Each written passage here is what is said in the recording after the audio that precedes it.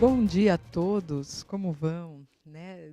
Dando início, ligeiramente atrasados ao segundo dia do seminário Dimensões e Perspectivas do Centro de Documentação e Memória. Hoje, inicialmente peço desculpas pelo atraso, eu acho que houve um pouco de confusão. Ele estava, como ontem os trabalhos iniciaram às 9h30, né? Boa parte do pessoal, do público também achou que começava às 9h30. Na verdade, estava na programação às 9h, então a gente tem esse intervalinho aí, esse pequeno atraso, mas a gente está com um tempo bastante confortável. Eu acredito que não vai ser um problema grande essa meia horinha de atraso que temos, né? Agradeço a presença de todos. Hoje, com muita satisfação, a gente vai realizar o primeiro Fórum do Centro de Documentação e Memória da Unesp. É um desejo antigo aqui do CEDEM, pelo menos há 3 anos. Eu acho que antes, eu estou há 3 anos na coordenação, a gente tem conversado sobre isso, e antes também houveram algumas outras iniciativas, né, de integração entre os diferentes centros de memória. Sem dúvida, é uma necessidade que se estabeleça uma rede. Também a gente conversou um pouquinho ontem à tarde sobre isso, e é importante e necessário que todos nós conheçamos um pouco o trabalho do outro, as iniciativas que vêm sendo desenvolvidas, as técnicas aplicadas, o perfil do acervo, né? Principalmente a gente pensar que são centros de documentação que existem ou coexistem em uma universidade pública que tem entre uma das suas missões principais a pesquisa, né? E pesquisa se faz através de fontes. Então, não tem nem como questionar o valor e o papel desses centros de documentação aqui na universidade. Foram convidados para participar desse fórum. Houve um levantamento prévio de quantas iniciativas e centros de documentação reconhecidas tem na universidade. São algumas, mas 6 em especial são iniciativas com centros que possuem já acervo, né? E justamente esses centros, o ponto de discussão parte daí. Esses 6 centros, que são nominalmente o CEDEM, aqui Centro de Documentação e Memória da Unesp, esta casa que os recebe, é um dos mais antigos, né? Não o mais antigo. Fiquei sabendo ontem, com muita alegria, que o CEDAP, né, o Centro de Documentação de Apoio à Pesquisa de Assis, é bem mais antigo que a gente. Inclusive, é mais antigo que a própria Unesp. Já existia um centro de documentação que apoiava os pesquisadores, porque a faculdade ali é anterior, é um dos institutos isolados anterior à Unesp, aqui representado pela professora Silvia Azevedo, né? O Centro de Memória, Documentação e Hemeroteca Sindical, o famoso CEMOSE, de Presidente Prudente, representados aqui pelo professor Ricardo Pires de Paula, né, seu coordenador, e o Ian Damasceno, seu arquivista, também vão fazer a apresentação, comentar um pouquinho sobre o trabalho que vem sendo desenvolvido ali. O Centro de Memória da Faculdade de Medicina de Botucatu, representado pela Marta Martins de Moraes, também documentalista que já vem trabalhando já há bastante tempo com aquele acervo. O Centro de Documentação e Apoio à Pesquisa Histórica, CEDAP, também. A diferença do CEDAP de Assis para o CEDAP de Franca é o H no final, né? A gente pronuncia igual, mas tem essa pequena diferença, e alguns quilômetros de distância, e com um perfil de acervo completamente diferente. O CEDAP de Franca, a gente sempre se refere CEDAP de Assis, CEDAP de Franca, justamente para conseguir fazer essa diferença. Aqui representado pela professora Denise Soares de Moura, e o Centro de Documentação Histórica e Universitária de Marília, o CEDUM, representado por sua coordenadora, a professora Natália Bonfarini Tognoli, né? Eu devo dizer que o CEDEM, que é o que vai abrir a abertura, que é representado pela Solange Souza, né, historiógrafa algumas décadas, né, algumas décadas de experiência com trabalho especificamente no CEDEM, além de outros lugares. Não vou me estender mais, eu vou coordenar, mediar essas mesas. Proponho que façamos, não está na programação, mas eu proponho que façamos um intervalo às 10h45, porque são 6 apresentações, fica bastante extenso amanhã, então, 10h45, a gente faz um intervalo, em média, cada apresentação gira em torno de 15 minutos, lá com aquela tolerância um pouquinho, uns minutinhos a mais, né, mas nunca ultrapassando de 20. E eu chamo aqui a Solange para que ela possa fazer a apresentação sobre o CEDEM, abrindo os trabalhos e desejando a todos um bom fórum. Solange, à vontade. Passo a palavra. Obrigada.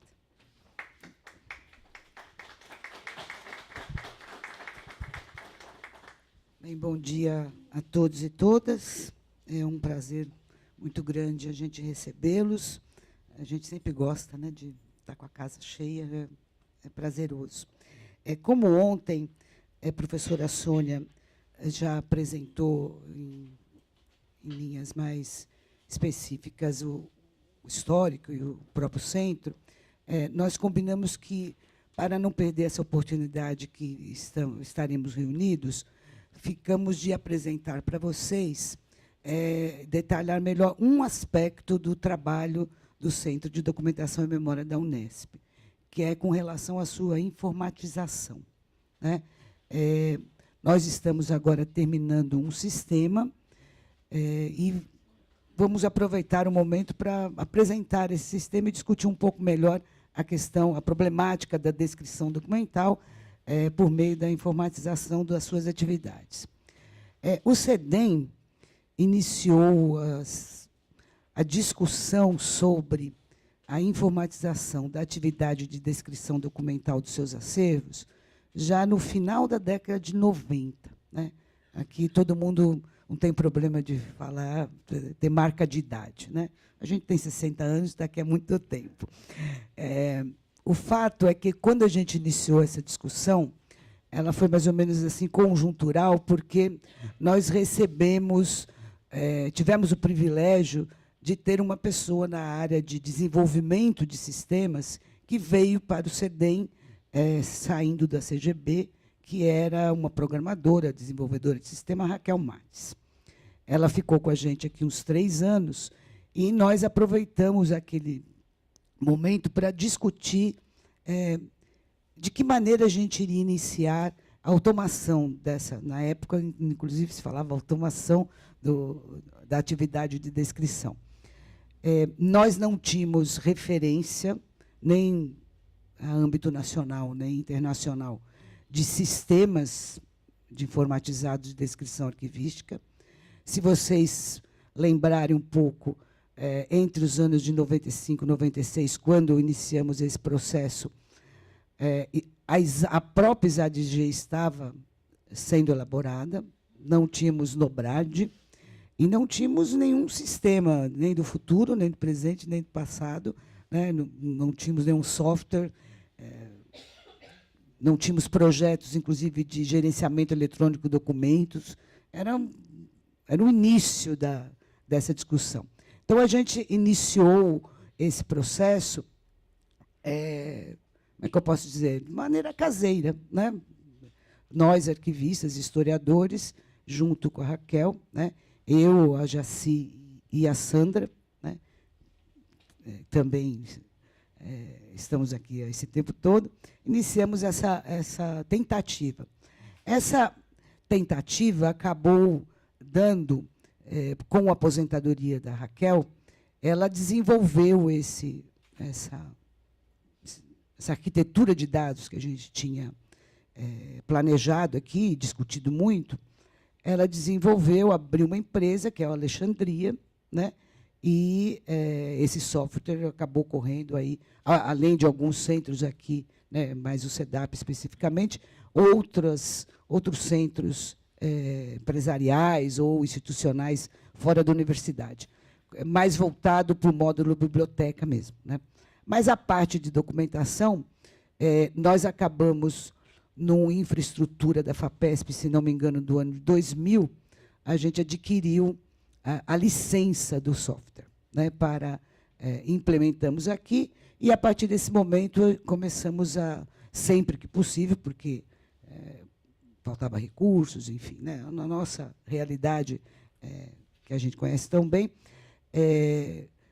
e iniciamos a catalogação de determinados conjuntos no acervo, notadamente a coleção de periódicos, os cartazes, a coleção ASMOB e outra documentação.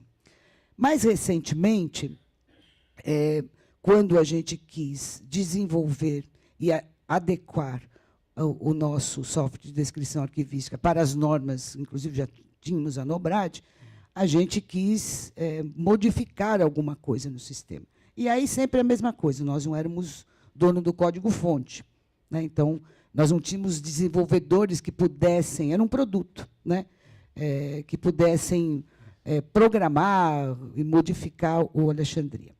Saímos na pesquisa para utilizar um outro software, e foi mais ou menos na época em que foi criado o Comitê Superior de Tecnologia e Informação da universidade, que tem um núcleo de sistemas institucionais, e foi determinado pela gestão da universidade que todo e qualquer sistema teria que ser desenvolvido dentro da universidade. A gente não poderia mais adquirir uma...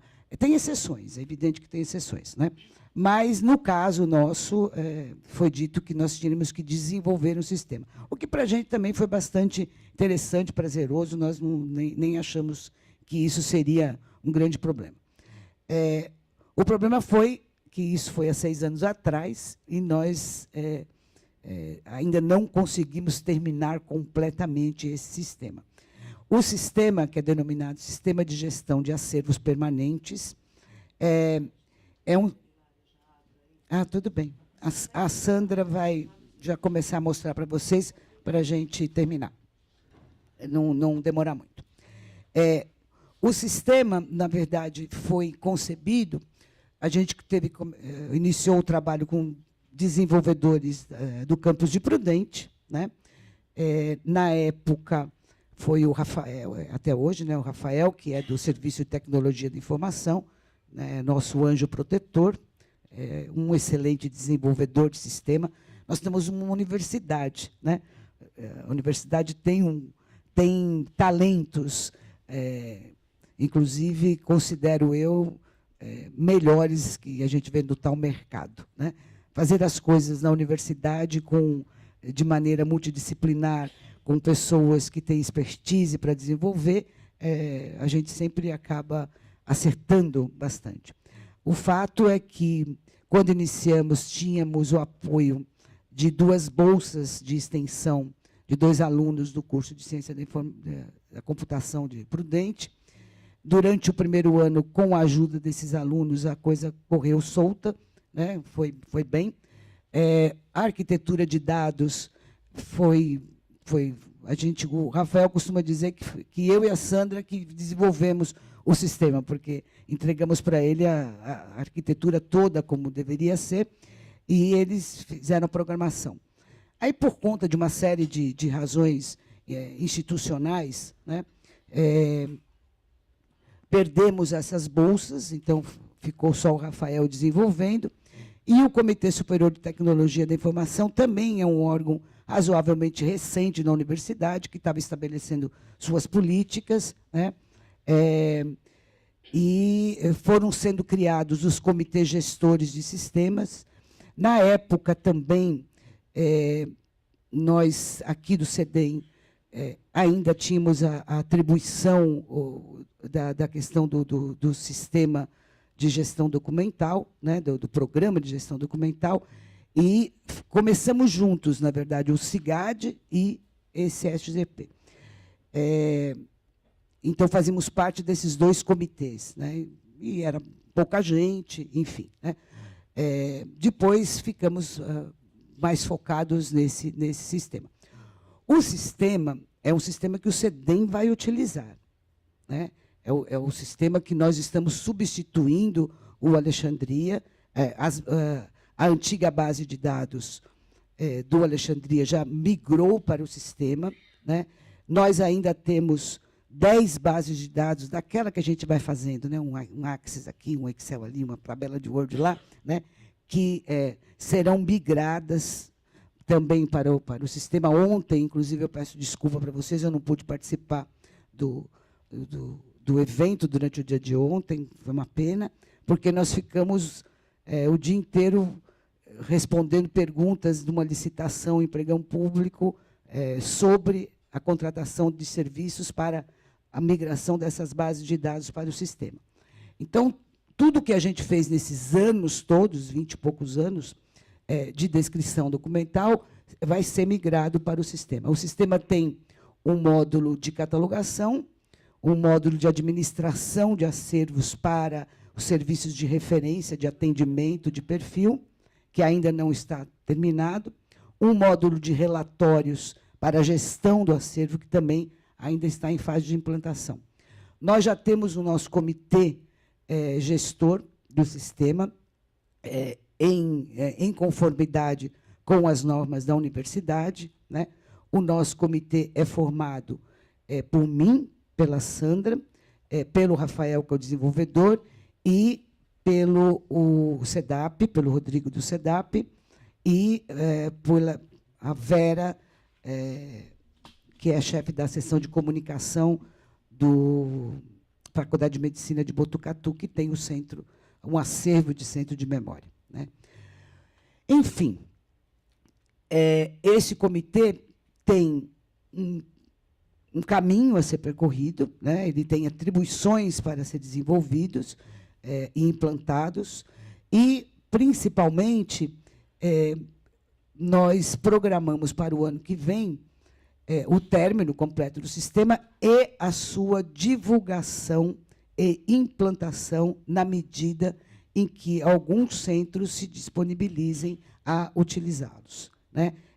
É um sistema institucional, mas ele, é bom a gente deixar claro, ele não é um sistema obrigatório para que os centros de documentação e memória da universidade utilizem, né? Nós temos uma tarefa até abril do ano que vem de divulgação e de discussão sobre o sistema em todos os centros. Mesmo o SEDAP fazendo parte do comitê gestor e a faculdade, a seção de comunicação da medicina de Botucatu também fazendo parte, elas é um grupo de pessoas que é responsável pelo sistema e pelo desenvolvimento do sistema, né?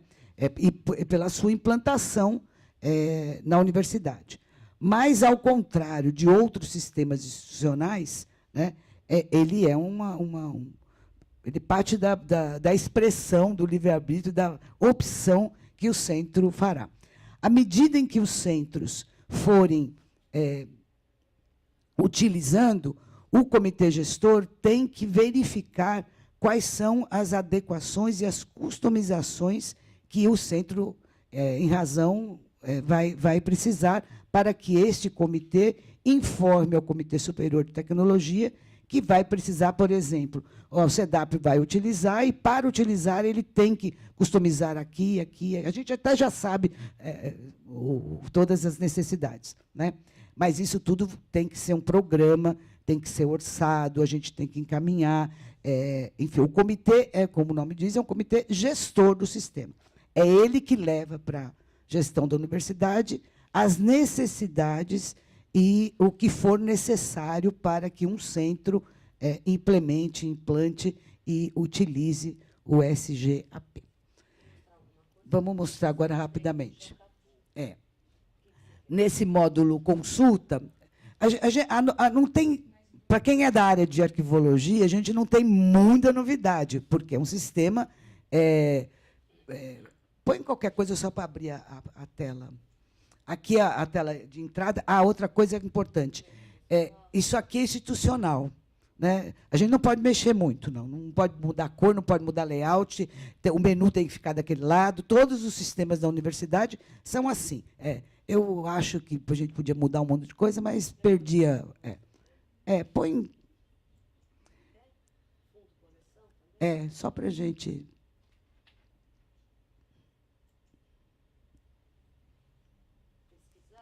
Só para vocês terem uma ideia do modelo de utilização do sistema. Mostra só um para a gente ver. Ó, para vocês terem uma ideia, não tem nada de novidade, né? Nós temos de acordo com a Nobrad, nós temos uma área de identificação, né, com os itens necessários, né? Título, se é atribuído, data, se é atribuído, quantidades, a descrição. A parte que vai servir também para os acervos bibliográficos dos centros de documentação, que é uma realidade, né? A gente tem coleção de periódico, bibliotecas individuais, pessoais dentro dos acervos, né? No caso do CEDEM, a gente tem notação pré-existente, porque já veio organizado do IAP, já veio organizado do CEMAP, né? Então a gente não pode perder essa área de identificação toda. Volta só para eu... Temos a área de autoria, né? Tabelas para o nome de autor, para, inclusive, consolidar, se é atribuído ou não, a qualificação da autoria. Temos a área de localização física, depósito, móvel, compartimento, caixa e por aí vai. A área de suporte e conservação, forma, estado de conservação, tipo de suporte, quer dizer, tudo que as 6 principais áreas da Nobrad indicam. Temos o plano de classificação. Parece brincadeira, mas sempre quando a gente vai... Para a gente é tão... É nosso modus operandi de pensar, mas aqui, a hierarquia de construção para os desenvolvedores de sistema na área de... A Raquel dizia que era uma área de informática documentária, porque quando chega nessa parte de construir as relações hierárquicas do plano de classificação, eles piram, né? Demora horas, 2 minutos para terminar. Temos aqui, mas aqui a gente resolveu, o que eu quero dizer. A área temática, que é para colocar os descritores e construir os índices. Aqui o arquivo digital, onde a gente vai fazer o link com os acervos digitalizados, né? Notas e os dados gerais, né? Nada de... Então, absolutamente tudo, os itens indicados pela Nobrad, pela ISARIG, eles estão verificados. E o estilo de navegação está bastante adaptado, né, para a gente que realmente senta na frente e tem que pôr. A tabela não tem que fechar, você já está com ela aberta, ela volta, enfim. Mas isso tudo, o que eu gostaria de concluir? Que esta parte do conhecimento do sistema e da operacionalização não é o CEDEM que está levando, é o Comitê Gestor do Sistema, né? E nós temos até abril do ano que vem, de acordo com o nosso planejamento, que já foi entregue para a gestão da universidade, a conversa, a parte de explicação, de conhecer melhor o sistema, né? Então, eu convido aos centros a essa reflexão e eu e a Sandra estamos aqui à disposição para...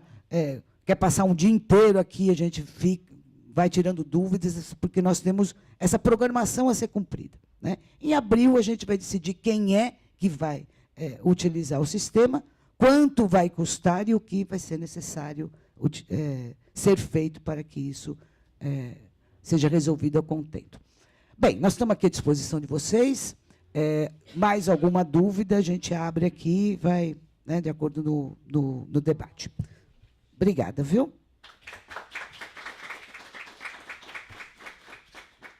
Muito obrigada, Solange. E chamo à mesa a professora Silvia Azevedo, do CEDAP de Assis. Bom dia a todos, a todas. É com muita satisfação que eu estou participando deste evento. E também parabenizo as idealizadoras, a professora Leandra, a professora Sônia, pela iniciativa, assim também de congregar esses centros de documentação da Unesp, oferecendo essa oportunidade de nos conhecermos e de darmos início a um diálogo que eu acredito que será, no futuro, bastante profícuo para os nossos centros e para a memória da Unesp e da história de uma maneira geral. Eu procurei me ater àquilo que Sônia havia conversado comigo, os 15 minutos, então eu vou fazer uma apresentação bastante rápida a respeito do SEDAP, depois deixo o endereço da página, caso haja interesse para maiores informações. Então, o Centro de Documentação e Apoio à Pesquisa, professora doutora Ana Maria Martinez Correia, é uma unidade auxiliar criada pela Resolução Unesp 59, de 22 de 11 de 96. Sua origem, no entanto, remonta a 1973, a informação estava correta, Sônia, ontem, quando conversávamos, quando foi criado, por iniciativa do Departamento da História, um espaço com o objetivo de propiciar as condições necessárias de pesquisa ao curso. Sua criação, até a configuração como a unidade auxiliar, o espaço foi denominado Centro de Documentação e Recursos Audiovisuais, CEDRAU. É interessante que, originalmente, o SEDAP surgiu como uma iniciativa do Departamento de História, mas, ao longo da sua história, ele foi congregando também professores da área de letras. E, apesar disso, sempre se configurou o SEDAP, sempre se associou o SEDAP como sendo de história, como atendendo às necessidades da história. E, então, a gente vem já há um certo tempo, particularmente desde quando assumi a supervisão do SEDAP em 2015, se não de mudar inteiramente, mas de ampliar essa percepção de que o SEDAP não atende apenas às pesquisas daqueles envolvidos com a história, mas também envolvidos com a literatura, mesmo porque eu represento a área de literatura, minha formação é em letras. Por favor. Então, aí está o antigo prédio do SEDAP, que Solange, falávamos agora há pouco, aquela casinha bastante tímida, bastante estreita, não é? Onde a pesquisa se fazia de uma maneira, vamos dizer, ainda bastante incipiente, dados os recursos técnicos também, e é o espaço que era ocupado por esse acervo que foi se tornando cada vez maior. Não é? Havia provavelmente uma intimidade maior, Solange, um espaço de intimidade maior, dada a exiguidade, dado o espaço ser pequeno, mas as condições eram péssimas, porque esta casinha ficava atrás, aliás, fica porque o espaço ainda existe, atrás da biblioteca, mais perto, não é, de uma área de mata. Não é? Então, isto, para a preservação dos documentos, era fatal, era realmente bastante prejudicial. Então, esse antigo prédio... Perdão, claro, desculpe. É o entusiasmo. E um pouco de nervosismo também, apesar dos anos, da janela de quase 40 anos, mas eu sempre fico tensa com a minha exposição. Esse espaço vai até a década de 1990, e aí, então, por favor, próximo espaço. Aí, sim, em 2011, nós temos muito orgulho desse atual prédio do SEDAP, que, quando é visitado, motivo de bastante inveja. Nossa, como vocês conseguiram, vocês de São Paulo, vocês têm dinheiro, vocês conseguiram essa maravilha, que é esse prédio que realmente propicia as condições adequadas, não só para o armazenamento desse acervo riquíssimo que o SEDAP detém, mas também para as pesquisas. Por favor, Sônia. Então, está aí a sala de processamento técnico, onde nós temos ali os bolsistas, os estagiários, trabalhando com a documentação, aí devidamente paramentados, com as luvas, aí não estão com máscaras, mas, enfim, essa é uma grande sala, logo na entrada do SEDAP. Aí a sala de higienização e pequenos reparos, também muito bem aparelhada. Há que se dizer que grande parte do equipamento técnico do SEDAP foi conseguido através do projeto Infra da FAPESP. Então, foi conseguido grande parte desse material, que custou bastante. Mas foi um projeto. Aqui a câmara fria, que é onde são guardados os microfilmes e mídias digitais, nessa temperatura ideal de 10 graus e 40% de umidade relativa do ar. Isso a gente sempre controla, né? Nós temos aí os arquivos institucionais, vou começar a falar sobre alguns deles para vocês, por favor, né? Armazenados, né, devidamente dentro destas estantes deslizantes, né?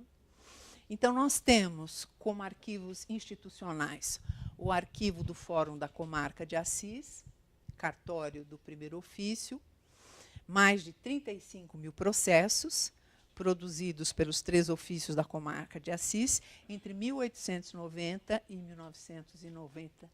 1890 e 1990 é um acervo riquíssimo, né? As pesquisas que são levadas com este acervo, particularmente, provêm dos professores de história, né? Menos ou quase nenhum de literatura. Depois, nós temos também o clipping da editora Abril, esse clipping que é composto de recortes de jornais e revistas brasileiras e estrangeiras acumulados pela editora Abril a partir de 1968, foi uma iniciativa da professora Tânia de Luca, porque todo esse material estava para ser jogado fora, né? Então, essas 2.795 caixas do arquivo foram levadas para o SEDAP. Nós tivemos que acolher, na verdade, nós, no caso, a professora Zélia, que na ocasião respondia como supervisora do centro, né, precisou acomodar às pressas, antes mesmo de disponibilizar, claro, esse material precisou ser higienizado, não é? Enfim, passar por uma série de processos para que fossem abertas essas caixas, disponibilizando a pesquisa, não é? Então, esse é um material bastante rico. A professora Tânia tem congregado vários orientandos para trabalhar com esse material, particularmente um perfil, delineando o perfil de intelectuais brasileiros em cima desse material. Nós temos também uma coleção de VHS e fotografias de eventos científico-culturais realizados pela Faculdade de Ciências e Letras desde a década de 1980. Na verdade, esse material vai ser usado pelo SEDAP o ano que vem, quando da comemoração dos 60 anos da Faculdade de Ciências e Letras de Assis, uma vez que essas fotografias e esse material gravado, né, corresponde a cursos e eventos realizados pelos departamentos de História, de Literatura, de Psicologia, de Biologia, de Biotecnologia. Então, é um material riquíssimo, não é, que está lá para ser pesquisado também, não é? Também, outro acervo institucional é a prefeitura, a respeito da Prefeitura e Câmara Municipal de Assis, não é? Documentos da administração e legislações da cidade de Assis ao longo de sua história, que vai de 1916 até 1995. A professora Zélia elaborou um projeto em torno desse material, né, particularmente focado nos nomes de ruas da cidade de Assis com nomes de mulheres, não é?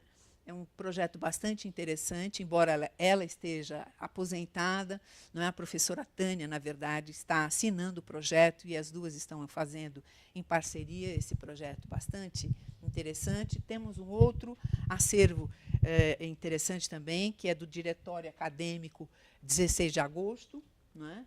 Esse dos alunos, não é? E a documentação produzida e acumulada pelo DA 16 de agosto, desde a sua fundação, aliás, é o mesmo, né, do diretório, desde 1958, dedicado, sobretudo, às ações do movimento estudantil. Os arquivos pessoais, nós temos... Pode passar.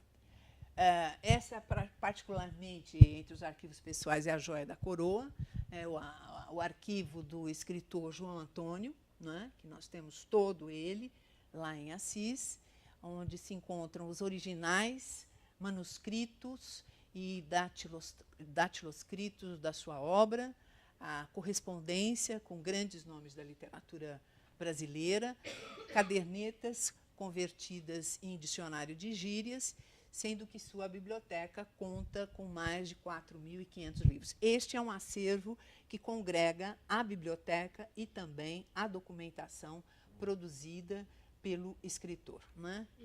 Eu venho desenvolvendo uma pesquisa com duas orientandas minhas em torno das cartas, a correspondência ativa, né? Portanto, as cartas enviadas por João Antônio a uma série de intelectuais com os quais ele teve um contato, um diálogo bastante estreito. Na verdade, dentre os pesquisadores de fora, né, os pesquisadores externos que acessam o CEDAP, que vão ao CEDAP, esse é o acervo mais pesquisado, né? Esse é um acervo realmente que nós temos muito orgulho de termos lá em Assis. Depois nós também temos o Fundo Alceu Amoroso Lima, né, que é o pseudônimo do crítico e escritor Tristão de Ataíde, que reúne correspondências trocadas entre o intelectual e a sua filha, Madre Maria Teresa, por mais de 30 anos. Não é? A clausura, ali, na verdade, a clausura religiosa, recolhida pela filha, originou o hábito diário, que resultou em mais de 6.000 correspondências, algumas das quais foram transcritas no livro Cartas do Meu Pai, editado pelo Instituto Moreira Salles. Esse também é um acervo bastante rico, não apesar da sua riqueza, não é acessado, talvez como deveria, porque há um pequeno problema, que é a caligrafia do Alceu Amoroso Lima, que implica, não é, um estudo bastante particular, não é, exatamente, paleográfico desta caligrafia. É quase que uma espécie de código secreto, não é, entre o Alceu e a sua filha. Não é? Então, é muito interessante a gente pensar nesse aspecto. Por favor, Sônia. Nós também temos uma hemeroteca, não é? Que reúne diversos títulos de periódicos de circulação local, como a Gazeta de Assis, a Voz da Terra, o Jornal de Palmital, e também de circulação nacional, como a Folha de São Paulo, o Suplemento Literário do Estado de São Paulo, o Suplemento Literário de Minas Gerais, as revistas Manchete, Veja, Realidade, Isto É, Visão, entre outras. Não é? E também temos títulos da chamada imprensa nanica, como Pasquim e a coleção Canto Libertário, com diversos títulos da imprensa anarquista internacional. Esses periódicos, não é, são bastante consultados lá no CEDAP. Há a seção de reprografia, não é? É uma seção onde se encontram os equipamentos, e eram exatamente esses equipamentos que foram conseguidos para o CEDAP via FAPESP. Né? É a seção onde se encontram os equipamentos para a reprodução de documentos do acervo, como o scanner planetário, né? Tamanho AO, o scanner planetário A3 e a digitalizadora de microfilmes em produção. Né? Esse é outra joia da coroa, né, do CEDAP. Né? Recentemente, nós tivemos um problema com com um desses scanners. Não é? Nós conseguimos consertar, através de verba da FAPESP, esse conserto, porque todas essas máquinas são alemãs, né, de procedência alemã. O conserto também se fez na Alemanha, foi um trampo, né, para nós conseguirmos, inclusive a verba, mas conseguimos R$40 mil, que foi o preço, não é, para o conserto de uma dessas digitalizadoras. Né? Então, tudo extremamente caro, motivo porque esse material só esse equipamento só é permitido acesso pelos funcionários. Só os funcionários têm acesso ao uso dessas máquinas, né, muito delicadas, né, com um conhecimento bastante grande para o seu manuseio. Né? E ali nós temos a sala de consultas de microfilmes, agora menos consultados, não é? Uma vez que tudo está digitalizado, né? 5 modernas leitoras e digitalizadoras de microfilmes, não é? Até pouco tempo eram muito usadas. Por favor. Nós temos os projetos em andamento. O mais recente é o arquivo José Nazareno Mimesse, Arte e Memória, Diálogos com a Comunidade, que é o projeto PDI, financiado pela PROEX. Né? José Nazareno Mimesse foi o primeiro, vamos dizer assim, que colecionou as telas do Ranchinho. É um famoso artista naif da região de Assis, não é? onde se encontram as telas do Ranchinho, né? Muitas delas no Museu de Arte Primitiva de Assis Mapa, né? Então, nós fizemos um projeto congregando exatamente artes plásticas e também a memória desse artista, que esse colecionador Mimesse foi um dos primeiros a descobrir e reproduzir, guardar, não é, recortes de jornal sobre a exposição desse artista dentro do contexto nacional e também do contexto internacional. Né? É um projeto bastante interessante que nos permitiu ter um diálogo com a comunidade, uma vez que congregamos o Museu de Assis, congregamos escolas da região para conhecerem o José Nazareno Mimesse, conhecerem o Ranchinho, não é? Conhecerem também o próprio SEDAP. Não é? É um projeto bastante interessante que estamos finalizando na primeira etapa no final desse ano.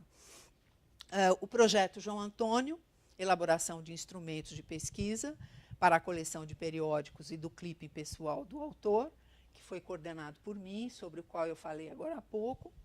O Laboratório de Estudos de Pesquisas em Didática da História, organização do acervo de materiais didáticos, trazendo um professor da área de educação, que é o professor Ronaldo Cardoso Alves, não é? Que vem trabalhando com os acervos das escolas, não é? 2 minutos. E um outro projeto, levado pela professora Rosane Gazola, que é sobre as publicações do professor Fernando Mendonça no suplemento literário do Estado de São Paulo. Então, vocês percebem que são perfis de projetos bastante diversificados, o que dá uma ideia da vocação interdisciplinar também do SEDAP, não apenas em termos do próprio acervo, como em termos das pesquisas que vem desenvolvendo. Deixa eu ver o que mais, por favor. E só estou eu lá como a supervisora, mas isso é só para encerrar. E vou deixar o site sedap@assis.unesp.br. Né? Nós também temos uma revista, né? O SEDAP também tem uma revista, Patrimônio e Memória, que está na sua 12ª versão. Eu também sou editora da revista. É mais um trabalho que a gente vem levando. A revista tem um dossiê, ela é bianual, né? Ela sai no meio do ano e agora em dezembro. Além disso, o SEDAP também promove bianualmente um evento, né, em torno de um tema que o Conselho elege. Não é? E nós trabalhamos com uma equipe pequena, Renato, Rodrigo, Carol e a secretária Anelisa, uma equipe muito pequena, mas uma equipe muito coesa, com quem eu tenho tido o prazer de trabalhar e com quem eu tenho aprendido muito. Então, eu deixo aqui também o meu muito obrigado a eles, que me ajudaram, inclusive, na elaboração desse PowerPoint. Muito obrigada pela atenção.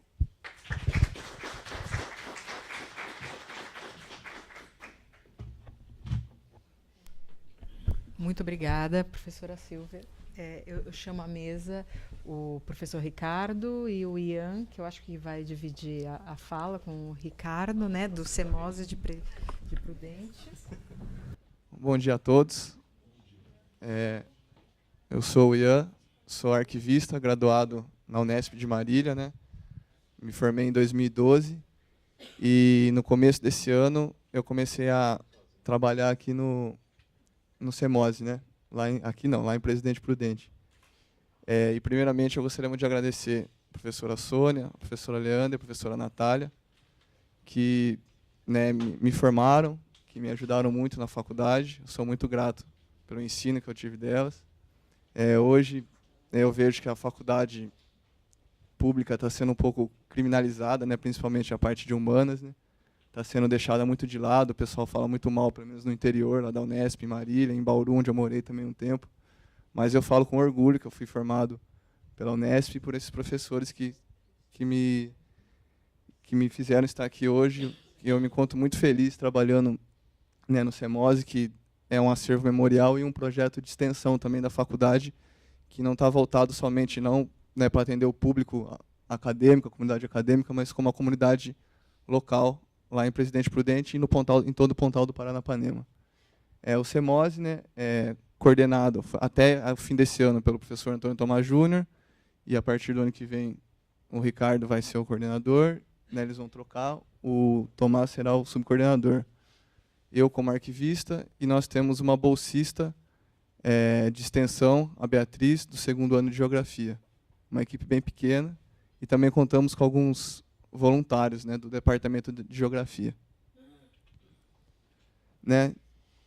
Nesse mês, nós estamos fazendo 20 anos de início dos trabalhos, que começou com o recolhimento de documentos de temática do mundo do trabalho, da luta do trabalho, né, pelo professor Antônio Tomás Júnior, que foi o grande idealizador do CEMOSE. Né. O acervo é composto por conjuntos documentais produzidos e recebidos por entidades sindicais, operárias, organizações sociais, populares, movimentos sociais, imprensa alternativa e partidos políticos.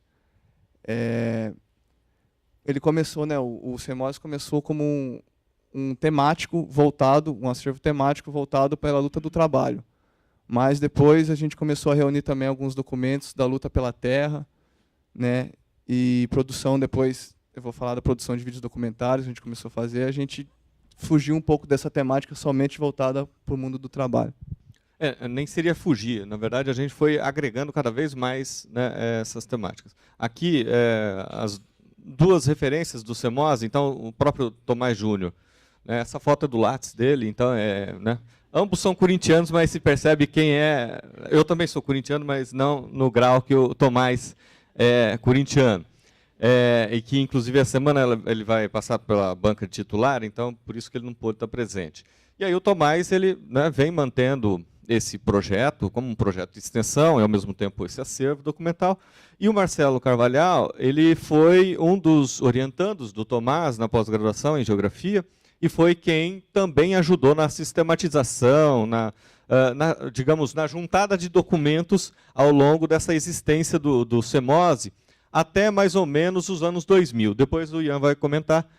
A gente tem a história do CEMOSE, 20 anos, mas de 97 até 2011 é uma história. A partir de 2011, vocês verão que teremos uma nova história do CEMOSE, com organização. E o Marcelo foi um dos primeiros a participar nesse processo de juntar documentos e, ao mesmo tempo, um dos primeiros a utilizar o acervo. E a partir do Marcelo, que hoje é professor lá em Ourinhos, no campus, no curso de Geografia de Ourinhos, são os primeiros que participaram aí da leitura de fontes documentais lá existentes.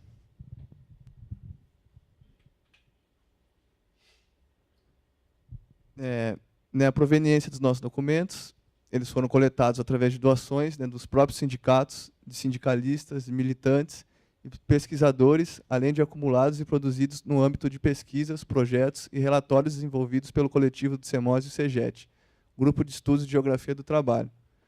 O gênero, suporte formatos: documentos audiovisuais, filmográficos, iconográficos e textuais, papel, fitas VHS, cassete, DVD, jornais, cartazes, folhas e encadernações. E outras atuações que nós estamos atuando é a produção de vídeos documentários, que eu posso estar elencando 3. O primeiro, que é da cana-de-açúcar, lá na região do Pontal do Paranapanema, que a gente mostra os impactos sociais, ambientais e econômicos da monocultura de cana-de-açúcar lá no Pontal do Paranapanema, que os professores de Geografia, de História, eles têm fundamento e dizem que a monocultura de cana chegou lá no Pontal do Paranapanema para impedir o avanço dos movimentos sociais, né, dos muitos assentamentos do sem terra que nós temos na região, e nós acreditamos que eles chegaram lá para acabar com esse avanço. Um outro que a gente produziu em 2010 foi o pessoal, foi um trabalho de campo no Rio São Francisco sobre a sobreposição das águas do Rio São Francisco. E agora, nesse ano, o professor Antônio Tomás Júnior está finalizando um videodocumentário chamado de Pegadas do Veneno no Pontal, que mostra o impacto dos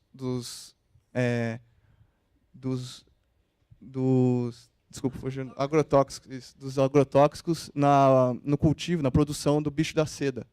Né, o pessoal que tem lá o bicho da seda cultivado e eles estão morrendo por conta dos agrotóxicos na atmosfera e no solo. Aqui, né, de 97 a 2011, que foi a primeira realidade nossa, né? A gente não tinha uma sala, era uma sala adaptada, os documentos eram bem jogados, que era praticamente uma reunião dos documentos que o professor Antônio Tomás Júnior recebeu ao longo da vida dele, né, doados pelos sindicatos, sindicalistas. E assim, ele sempre teve muita boa vontade, mas disse que não tinha nenhuma organização, né, ele não conseguia organizar de fato o acervo. Aqui, né, mais umas fotos da situação encontrada. Né, e a partir de 2011 nós começamos a contar com os recursos do PDI. E aí obtivemos a contratação da Daiane, né, que é formada em arqueologia também da minha turma, que trabalhou de 2011 até 2016. Né? E em todo esse trabalho, a gente, né, com os recursos do PDI, nós conseguimos uma mesa higienizadora, né, a estantes deslizantes. Esse aqui é a ilha de produção, de edição de vídeos, né, que a gente conta também, eu esqueci de falar, com o Francisco, que ele é estagiário da UNOeste, que é uma faculdade privada de Presidente Prudente, e ele é jornalista, então ele cuida dessa parte de edição dos vídeos documentários. Aqui também as caixas de polionda, né, que a gente conseguiu. Né, o pessoal trabalhando na higienização, na retirada de itens metálicos. E, em 2013, né, nós ficamos em 7º lugar, projeto, né, do Memória Sindical, da preservação documental para a geração de conhecimento e ações culturais.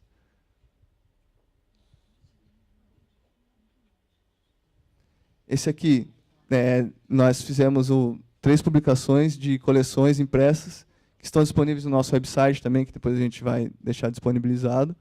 Elas funcionam, né, como instrumentos de pesquisa que auxiliam os pesquisadores e usuários a possuir uma busca mais rápida e eficaz em relação à informação e documento buscado.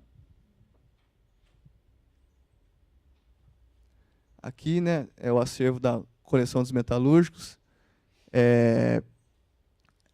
Essa coleção, nós temos muitos exemplares, né, da Tribuna Metalúrgica, que era do movimento operário, né, da década de final de 80, que resultou, né, como todos sabem, né, depois tivemos o grande líder desse movimento como o presidente da República.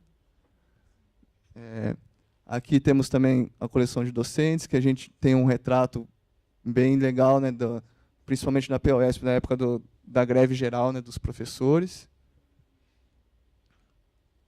A coleção dos bancários, que também um período de destaque que a gente pode relatar aqui, que é o período de privatização, né, do Banespa, desde da segunda metade da década de 90 até a sua privatização em 90. A gente mostra tem a luta dos trabalhadores que eram contra a privatização, todo o processo. E também a gente tem um outro acervo, que são alguns cartazes, alguns documentos da União Nacional dos Estudantes, e o Carcará, que é um boletim do DA, lá da Faculdade de Presidente Prudente. Aqui em 2007, as atividades que nós estamos realizando, a digitalização, né, da coleção dos metalúrgicos, eles estão sendo trazidos aqui para São Paulo, e até o final do ano toda essa coleção vai estar digitalizada. tratamento documental do Fundo Companhia Rodoviária São Paulo-Mato Grosso. Nós recebemos essa documentação do professor Jairo, né, que antecedeu o professor Ricardo lá em Presidente Prudente. É uma documentação bem diferente, ela foge um pouco da nossa temática, né, mas ela é bem interessante porque ela mostra, a princípio, a companhia rodoviária ela seria uma companhia colonizadora do oeste paulista e do norte do Paraná, que era um alemão que ele estava desenvolvendo, né, construindo essa estrada e desenvolvendo algumas colônias. Só que, com o período da Segunda Guerra Mundial, ele resolveu voltar para a Alemanha, defender a Alemanha na guerra. E então um tcheco chamado Jan Bata, ele comprou a companhia e começou a desenvolver alguns núcleos também de colonização tcheca, né? Tem Bataguaçu e Batayporã, que são cidades no Mato Grosso do Sul, e também Mariápolis, perto de Presidente Prudente, onde ele planejava construir cidades de fábricas mesmo, para os funcionários dele morarem. E assim, nós temos muitas escrituras, temos muitos documentos de assentamento funcional, né, dos funcionários, temos muitos mapas, muitas plantas.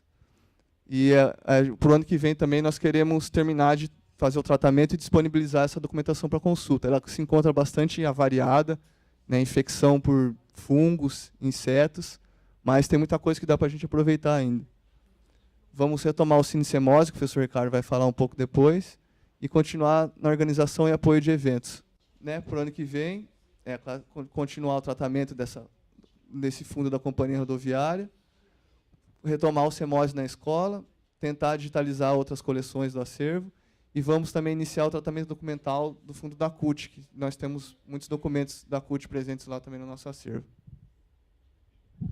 Só complementando também que nós esquecemos de mencionar ali, de citar o processo de digitalização, que nós começamos agora, utilizando toda a experiência que o CEDEM já tem, inclusive contatando a mesma empresa que já vem prestando serviço ao CEDEM. Então, iniciamos o processo de digitalização de uma dessas coleções, coleção de metalúrgico, né? E essa documentação começou a chegar aqui no CEDEM e depois a empresa vai retirar para fazer o processo de digitalização e depois será devolvido lá para o Semmose. E um outro fundo documental, não sei se é fundo, desculpa, eu não sou arquivista e daí eu corro o risco de falar besteira, mas uma outra coleção de documentos que a gente tem, autos de julgamento da comarca de Presidente Prudente da primeira metade do século XX também, é uma outra documentação que assim vai ampliando o foco de atuação, né?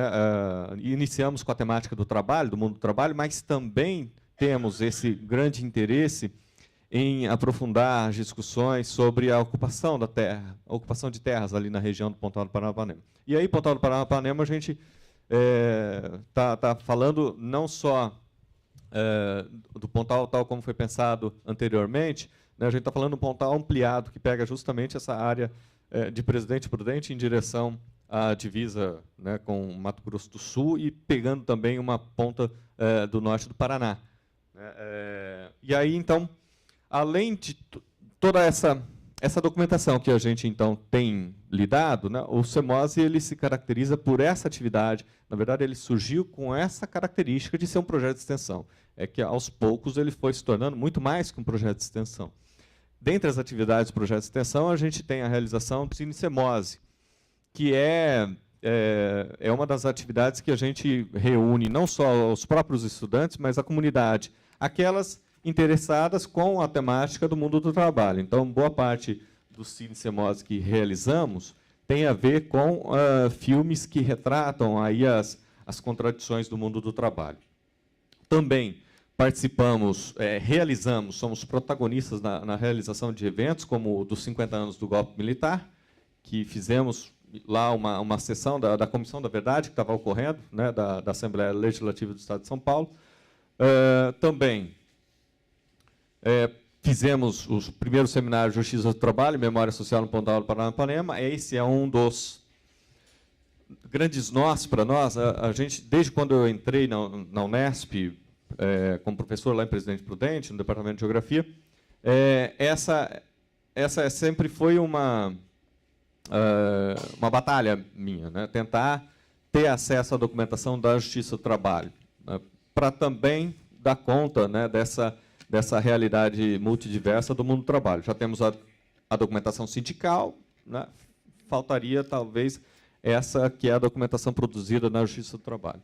Também fizemos, agora, recentemente, né, os 100 anos, o seminário 100 anos da Revolução Russa.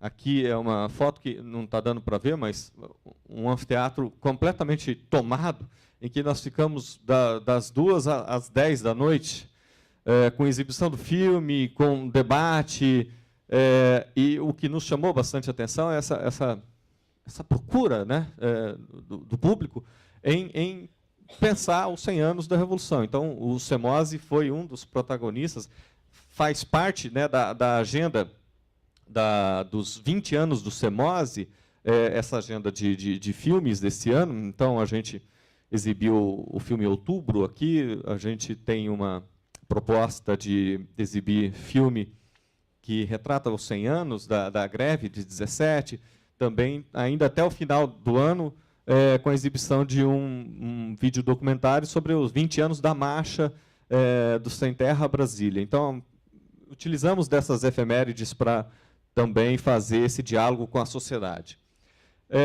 Também, além de sermos protagonistas na organização de eventos, apoiamos alguns eventos, como aqui, né, o Seminário da Consciência Negra. Apoiamos a elaboração, né, dos 3 primeiros seminários de consciência negra, a Jornada Universitária de Reforma Agrária, em defesa da reforma agrária, né, participamos tanto da primeira quanto da segunda jornada. Ali, o evento, né, realizado pelo SEDOC, que também o SEDEM participa, aquela foi o evento que aconteceu no Rio de Janeiro, e que o CEMOSE foi um dos organizadores, e depois ajudou na organização dos volumes também que foram produto do evento.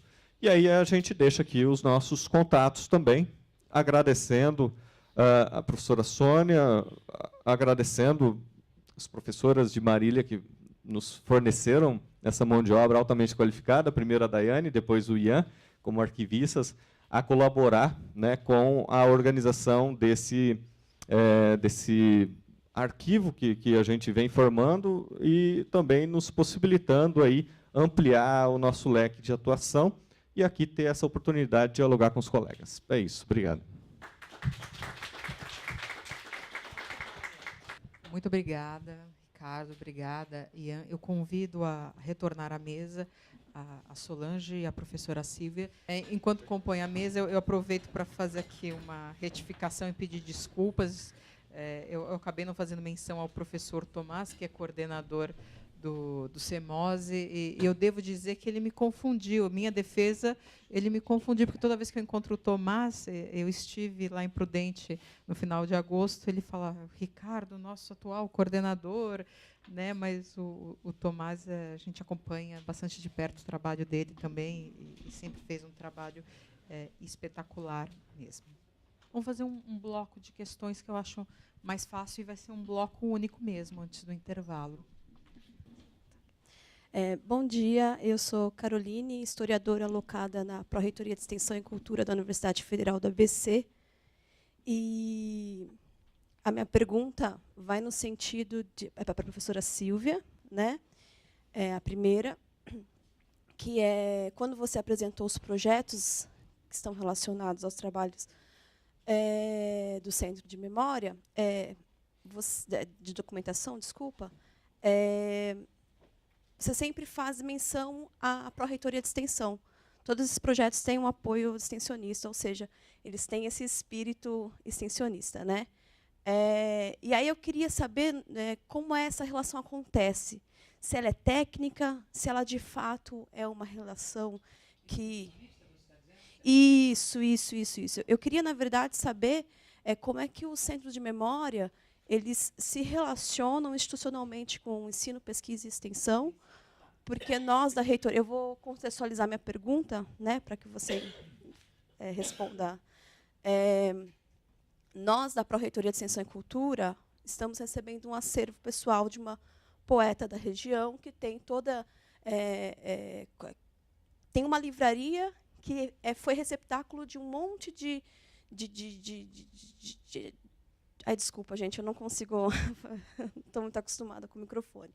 Mas é do mundo do trabalho também, dos sindicatos, da vida literária, ali da região do ABC. Né? Então, nós estamos tendo o prazer de receber essa documentação, só que essa documentação ainda está em trâmite. Né? A gente sabe que vai ser pela pró-reitoria, pela própria reitoria, pela divisão de cultura, enfim, estamos pensando ainda, mas já estamos tratando ela já. Né? Então, é nesse sentido que eu pergunto para você as relações institucionais possíveis, porque a gente ainda vai ter que desenhá-las. Né? Bom dia a todos. Meu nome é Jorge Guilherme Serigato, sou da Faculdade de Engenharia de Bauru. Estou desde 1981 na unidade, onde nós passamos pela Fundação Educacional de Bauru, Universidade de Bauru. Em 1988, nós fomos encampados pela Unesp. O que eu vou dizer não será uma pergunta, e sim algumas considerações. Primeiramente, me sinto contemplado por, mais uma vez, estar participando de um evento desse nível. Aproximadamente há uns 10, ou um pouquinho mais, anos, houve um evento também organizado pelo CEDEM, foi num hotel na Praça da República, foi de muita valia. Uma pena que nós não vimos uma sequência, pelo menos a nível de Bauru, daquilo tudo que nós aprendemos. Espero levar daqui para frente que isso aconteça. Professora, que falou sobre, em nome do CEDEM, quando a senhora diz a respeito dos trabalhos da informática, nos deixa um pouco triste, porque nós sabemos que na universidade, no seu todo, há pessoas ligadas à diretoria técnica de informática e que poderiam estar dando um apoio para que todo o trabalho fosse mais rápido, porque o valor histórico é imenso. Professora de Assis, parabéns pela conquista do espaço, da onde vocês saíram e aonde vocês estão. Creio que a luta não foi fácil, mas temos valor, temos como fazer. E a universidade, ela precisa enxergar isso e fazer um trabalho como um todo na universidade. Professor Ricardo, parabenizo o senhor por ter trazido o Ian para fazer esta apresentação do trabalho de vocês. Eu sou representante do Sindicato dos Servidores Técnicos Administrativos da Unesp. Muito feliz pela participação do Ian, pela sua apresentação e por saber que há um histórico também sindical presente na nossa universidade. Professora Sônia, eu agradeço, foi apenas considerações. Bom dia, meu nome é Gabriela, eu sou graduanda em História na Universidade Federal de São Paulo e estagiária do Centro de Memória Sindical aqui da Sé. Ontem foi feita uma pergunta para Ana Maria Camargo sobre a institucionalização e coisas relacionadas à legislação para a criação de um centro de memória, né? E ela respondeu, eu sempre tive uma curiosidade sobre isso, e ela respondeu algo relacionado com o estatuto que seria reconhecido em cartório.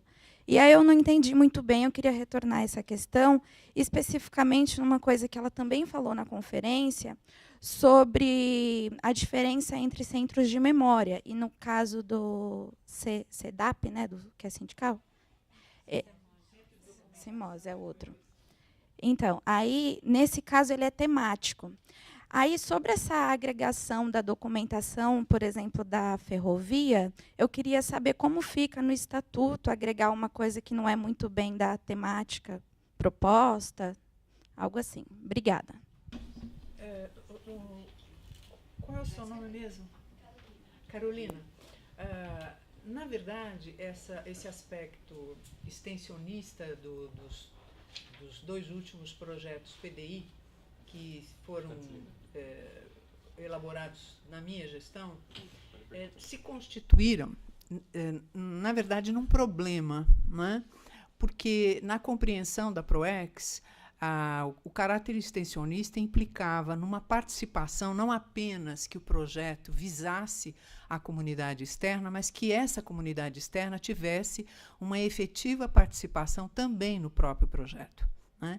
Então, nós tivemos, quando da avaliação dos nossos projetos, do primeiro projeto, quando nós elaboramos em torno, não é, das fitas sobre os eventos, não é, desenvolvidos na Unesp de Assis, com ênfase, sobretudo, nos eventos na área de literatura, não é, uma vez que eu estou representando a área enquanto supervisora do centro.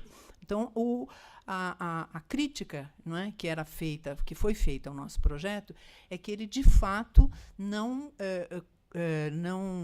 contemplava aquilo que era compreendido como um caráter extensionista do projeto PDI, uma vez que não, né, congregava a comunidade.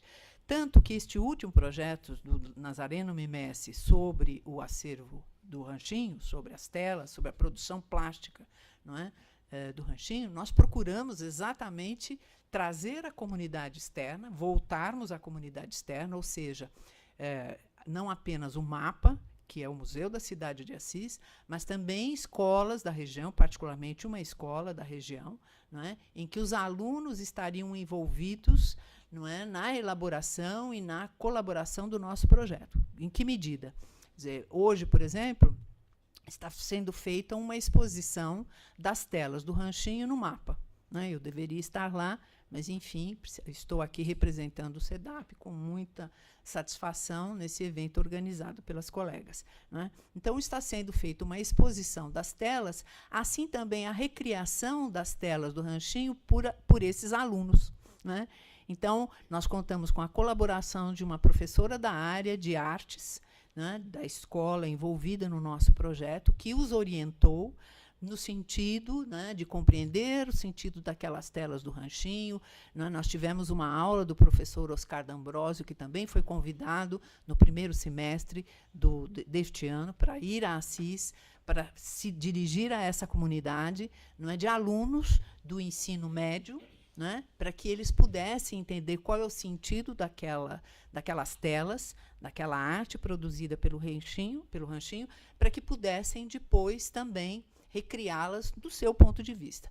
Então, hoje está sendo feita essa abertura dessa exposição. Uma professora também, essa professora que nós trouxemos para o nosso projeto, estará presente, né, fazendo uma pequena apresentação. Então, nós precisamos pensar que, além de nós congregarmos, de nós trabalharmos com o nosso acervo, nós precisávamos elaborar estratégias para que, de fato, a comunidade externa não apenas fosse a receptadora desse projeto, mas que ela tivesse uma participação ativa. Então, trouxemos professora da escola, de uma das escolas de Assis, trouxemos alunos que não apenas participaram do projeto, mas conheceram o SEDAP, conheceram melhor a produção do Ranchinho, né, interagiram com essa produção no sentido de produzir, vamos dizer assim, seus próprios trabalhos, que vão ser expostos não apenas no mapa, mas que também depois serão expostos lá no hall de entrada do SEDAP. Então, foram estratégias que nós precisamos desenvolver, uma vez que os projetos PDI, até então pensados, concebidos, eles contemplavam ensino e pesquisa, mais particularmente pesquisa, mas não extensão, porque esse sempre foi um problema que nós enfrentamos, uma vez que o material com o qual nós trabalhamos e a concepção de pesquisa e de extensão que é compreendida por um centro como o SEDAP, uma vez que, né, traz esse acervo, uma parte desse acervo que eu apresentei rapidamente aqui para vocês, tem um escopo muito diferente de outros centros de memória, não é? Como, por exemplo, da Faculdade de Medicina, não é? Inclusive de outras faculdades, né? Então, que tem uma inserção direta na comunidade, né? A nossa inserção é por outra via e por uma outra perspectiva. Então, nós precisamos, né, pensar em estratégias de como congregar, de como trazer essa comunidade para os nossos projetos. Não foi fácil, nós ainda estamos, devo dizer que nós ainda estamos procurando melhorar, não é, essa participação efetiva da comunidade externa nesses nossos projetos, mas, enfim, a pergunta que você fez é uma pergunta que, na verdade, se constitui num problema para nós, né? Num problema bem grande para nós e que a gente procura contemplar de acordo com a nossa compreensão, de acordo com a especificidade do material com o qual nós estamos trabalhando e da possibilidade da chamada comunidade externa, de fato, ter uma participação, se não efetiva, não é, mas uma participação de alguma forma dentro desses projetos PDI que nós vimos elaborando. Não sei se eu respondi a contento a sua...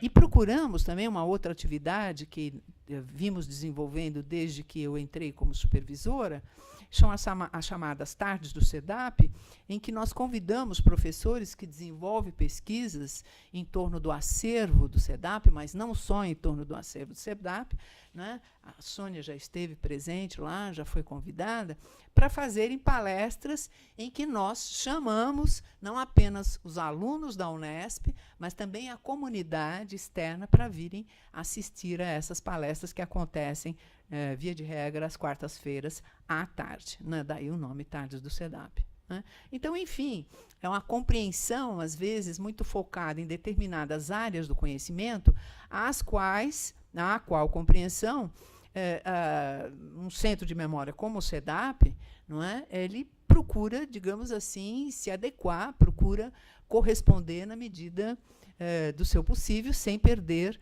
como eu disse, o caráter da especificidade desses materiais, não é? Em relação ao professor, por favor, o seu nome de... Professor Jorge, eu agradeço. Muito obrigada pelo seu cumprimento, mas, na verdade, eu acho que todos os votos a gente tem que direcionar primeiro para o diretor da unidade, nesse momento, que era o professor Celso, Antônio Celso, professor da História, e também para a professora Ana Maria Domingues de Oliveira, hoje professora aposentada do meu departamento de Literatura, que esteve à testa, que então respondia pela supervisão, né, e que batalhou muito para que nós conseguíssemos esse prédio. Há um pequeno incidente que eu comentei assim rapidamente em off aqui com os colegas, antes de nós termos esse prédio esplendoroso, essa joia da coroa, que nos orgulha muito lá na Unesp de Assis, não é? Essa casinha, por exemplo, foi objeto de um pequeno incêndio, não é? Num domingo à tarde, que, por acaso, naquela ocasião, às tardes, os domingos, o campus ficava aberto, agora não fica mais, eu estava passeando ali e pude, de repente, presenciar, não é? Umas chamas e fumaça, e numa ala pequena, graças a Deus, reduzida do SEDAP. Então, foi isso também que, vamos dizer, agilizou. A gente sabe que, né, na nossa área, no ensino público, na área pública, é muito difícil, as coisas, né, caminham com bastante morosidade, mas isso apressou, na medida do possível, para que este prédio fosse inaugurado em 2011. Então, na verdade, todos os agradecimentos são para o professor Antônio Celso, que batalhou muito, assim também a professora Ana Maria, inclusive algumas fotos dela com o capacete, né, entrando na obra, enfim. Então, eu gostaria também, já que lembramos da casinha de Assis, e assim como você, Jorge, eu também sou servidora, eu não sou professora. Então, eu gostaria também de lembrar aqui a servidora Marlene Gasque, que infelizmente não está mais com a gente, que era responsável pelo SEDAP, aquela que estava à frente, aquela do incêndio, e que teve o apoio da universidade, mas que só a gente se lembra de quantas vezes ela veio com o dinheiro do bolso dela para cá, para que a gente pensasse, discutisse um projeto para o novo prédio, né? Eu estou dizendo isso não é por nenhuma questão que eu queira dar destaque especial. É apenas para dizer que existe também uma... eu vou esperar você terminar, porque eu vou pedir só para responder ela, e aí eu emendo isso que eu queria falar sobre a questão da memória social. Tá? Não, eu não tenho. Você fez muito bem, Solange, casinha, lógico, exatamente. Então, esse pequeno espaço, ele tinha uma identidade que acabava sendo canalizada, não apenas para o supervisor, mas, sobretudo, para alguns funcionários que deram a alma, né, para que esses projetos fossem levados nas condições ainda muito precárias, não é, com muita dificuldade, e há muito de empenho pessoal, não apenas respondendo a funções burocráticas. Era uma funcionária concursada, assim como os 3 com os quais nós trabalhamos hoje são funcionários concursados e igualmente empenhados, mas, enfim, nós estamos falando de uma outra época, não é, em que havia um amor, não é, uma dedicação muito grande, não é, por aquele trabalho, que era um trabalho de formiguinha, um trabalho, não é, muito árduo, não é, e que contava com condições absolutamente adversas. Não é? É que eu queria pegar esse gancho para tentar responder vocês que me falaram sobre a questão do projeto, de estar em extensão. Além... Posso só pedir assim, mais uns 3 minutinhos para a mesa? Desculpa, eu reduzi o tempo nessas respostas, mas fique à vontade. Eu quero responder. Eu queria dizer, principalmente para o pessoal que está iniciando e que as suas iniciativas estão alocadas em órgãos da universidade, e vamos ser bastante claros, né, em órgãos da universidade que dá para ter uma certa maleabilidade, né? O CEDEM começou como um projeto de extensão. Os outros começaram com um projeto de extensão. Todo mundo começa com um projeto de extensão. Então, vamos perguntar por que começa como um projeto de extensão, né? É uma primeira pergunta. E os tempos em que a gente dizia que tínhamos essa proposição que me fez lembrar Marlene, né? Marlene era uma moça, uma funcionária do Unesp, que estava no SEDAP, assim como nós estávamos aqui no CEDEM. E só tem uma questão um pouco mais sentimental, porque ela faleceu, né? Então, a gente sempre lembra, né, da casinha da Marlene, era amiga pessoal, né? Vocês até me desculpem externar o sentimento. Mas o fato é que os centros de memória universitários, eu não sei como é que foi a discussão ontem, já pedi desculpa por não ter participado, eles sempre começam por iniciativa de alguns docentes ou de alguns pesquisadores que trazem um material. O CEDEM começou diferente, mas mesmo assim estava na extensão. Fica esse acervo. Algumas pessoas da comunidade vão buscar na universidade o apoio para que determinados acervos não sejam perdidos, né? Faz uns 3 anos atrás, a gente conversou com o pessoal da Federal, do ABC, conversou com o pessoal da USP Leste, estão todos com esse tipo de questões para resolver determinados acervos que a universidade acaba trazendo para ela. Porque senão eles iam se perder, iam ser... Né? É mais ou menos a nossa história, é um padrão da história. Né? E buscando na universidade o apoio institucional e, principalmente aí que eu gostaria de destacar, que, mesmo não estando expresso nas políticas da universidade, a sociedade percebe que a universidade tem uma política de preservação de memória social. É uma atribuição dela, é uma função da universidade, principalmente da universidade pública. Então, não é à toa que a sociedade vai buscar na universidade pública, né? Não é à toa que a sociedade lá do Pontal, não é só o docente, a sociedade vai buscar na universidade o apoio a um programa de preservação de política pública de sua memória. Né? Nós aqui no CEDEM, a Sônia deve ter ontem enfatizado isso, nós começamos em 1986 com uma atribuição. né, na década de 90, ao recebermos esses acervos, inauguramos, inclusive, oficialmente, uma outra linha de trabalho, que era a preservação da memória social. E, para terminar, a política de preservação da memória social, ela ainda é incipiente dentro das universidades. Ninguém ainda organizou institucionalmente. Então, acaba ficando na extensão, acaba ficando nos projetos da extensão, nos programas da extensão, porque é um contato com a sociedade, né? Então, é quase um padrão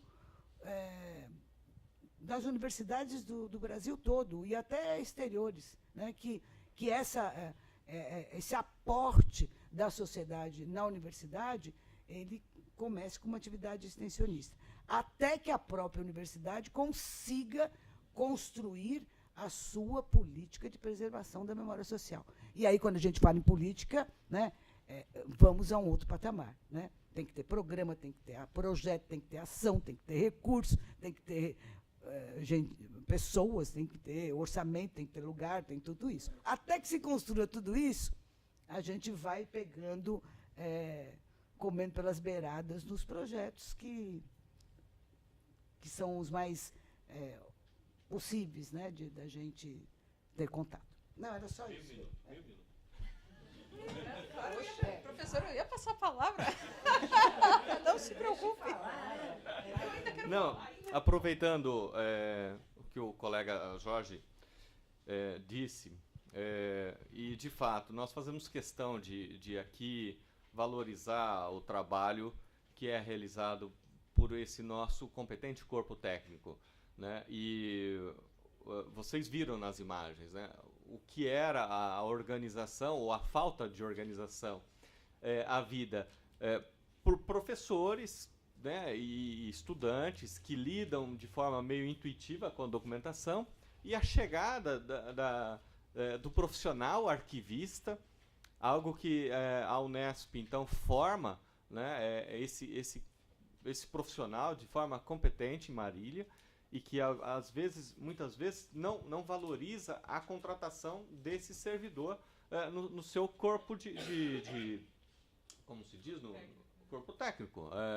Então, assim, eu não sei se o SEDAP, quando contratou o arquivista, o cargo não é de arquivista.